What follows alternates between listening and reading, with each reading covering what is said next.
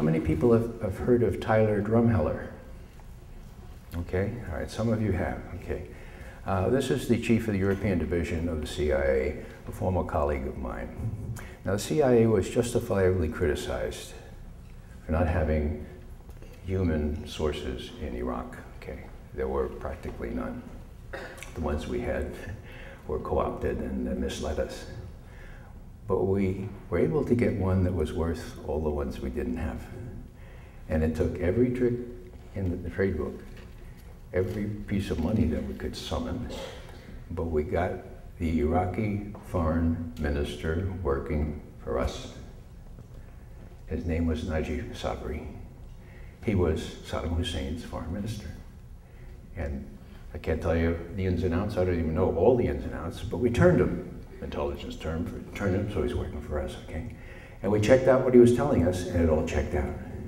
And what else did he tell us? He told us that there were no weapons of mass destruction, and that Saddam Hussein's son-in-law, who defected to Jordan back in 1995, was telling the truth when he said those programs, the 4 of them that he supervised, the rocket program, the nuclear program, the chemical program, biological program, all those facilities had been destroyed in 1991, most of them in July 1991. So my friends thought, wow, you know, this is really, the president's going to want to know this. So they called up the White House and said, we'd like to come down. We have a very important source. We think the president himself would be interested in this. And sure enough, the next afternoon, they were all assembled there in the White House, including the president, okay? And the briefers, these friends of mine, they said, well, Mr. President, we have the foreign minister in our pocket. He's telling us all kinds of things which we can verify. And besides, the interesting thing he told us was that there aren't any weapons of mass destruction. Now, chalk it up to naivete or just narrow professionalism, but my colleagues fully expected the president to say, wow, is this really checked out? Or something other than stony silence. Real stony, folks. They were ushered out of that room and told the next day, we don't want to hear any more from this source because it's not about weapons of mass destruction. It's about regime change. Imagine that. Imagine how professionals felt, having taken lots of risks, having used every book and every trick in the tradecraft, and the upshot of the intelligence that came from this source was not wanted for obvious reasons, okay? Now, this was the summer of 2002, so 8-9 months before the war. The president was there, okay? So we know the president was told this, okay? We also know that when Tony Blair was going wobbly, that's what we say in Washington when people start not to believe the program. He had been talking with Bush every week during this critical period from when he promised Bush that if Bush attacked Iraq, he was in.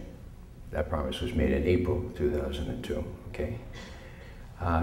But he, you know, talking to Bush isn't completely satisfactory, you know? And he never could get a good read on what was really going to happen, so he sent the chief of his intelligence, Sir Richard Dearlove. Don't you love those names? Sir Richard Dearlove, to confer with the guy who really knows what the president was thinking, George Tenet. How does he know? Because George was part of the team. He saw him every morning, 6 days a week. Real backslapper George, and he knew exactly what the president thought, okay? And it worked for the British, because Dearlove met with Tenet and some of my friends, actually, earlier in the day, and then went behind closed doors with Dearlove. And Dearlove came right back. That was a Saturday. On Monday, Blair insisted that all the top national security advisors in the British governments assemble at Downing Street, thus the Downing Street Memorandum, okay?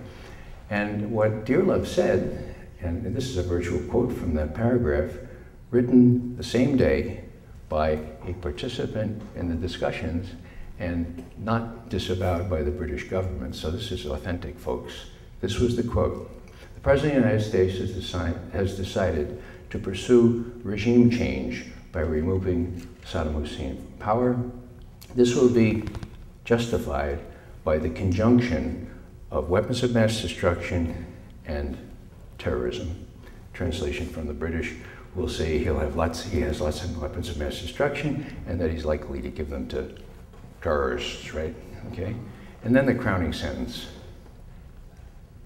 But the intelligence and the facts are being fixed around the policy. Now, as you all know, that's not what intelligence is supposed to do.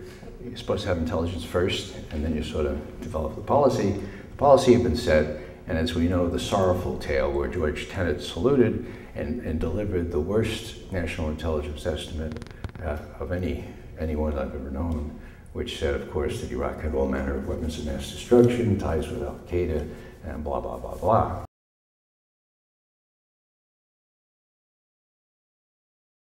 I live in the Commonwealth that James Madison, the father of our Constitution, was brought up in, and from which he came to Philadelphia to craft that wonderful, precious, and I would say sacred document. And his name was...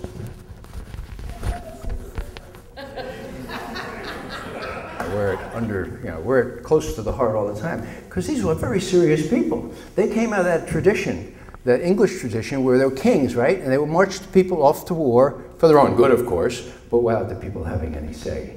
And so hell-bent and determined they were, in those hot Philadelphia summers, to make sure that never would that happen in this country.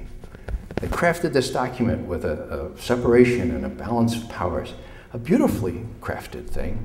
And in my mind's eye, I see them saying, well, whew, it took 2 years, but we've done it now. Let's break out the champagne. And somebody said, no, not yet. What do you mean, not yet?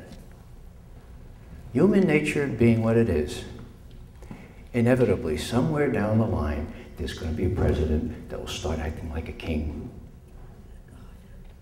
We know that. We know that much about human nature. And so we have to write into this Constitution itself an orderly procedure, a political procedure, to take care of such an eventuality. Let's call it impeachment.